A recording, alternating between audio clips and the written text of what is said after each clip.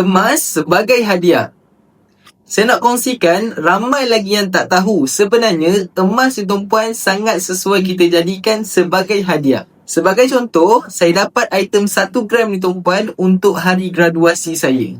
Emas ni tuan-puan sesuai untuk kita jadikan sebagai hadiah birthday, hadiah persaraan ataupun naik pangkat boleh. Kalau tuan-puan nak jadikan emas sebagai hadiah, saya sarankan tuan-puan dapatkan small bar item. Small bar item ni tuan-puan contoh dia macam item 0.25 gram, item 0.5 gram, item 1 gram ataupun suku dinar dan separuh dinar. Untuk small bar item ni tuan-puan ada pelbagai jenis design yang tuan-puan boleh pilih. Nak dapatkan small bar item ni juga sangat mudah. Pertama, tuan-puan boleh buka akaun secara percuma.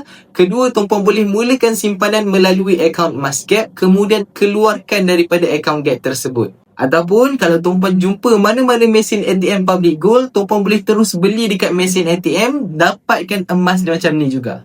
Emas ni tuan-puan sangat sesuai kita jadikan sebagai hadiah sebab dalam tempoh jangka masa panjang, nilai dia akan terus meningkat. Kalau bagi emas ni tuan-puan, insya-Allah semua orang akan suka, tak kira lah lelaki ataupun wanita. Jadi untuk tuan-puan yang sedang berfikir nak bagi hadiah apa, boleh consider emas sebagai hadiah.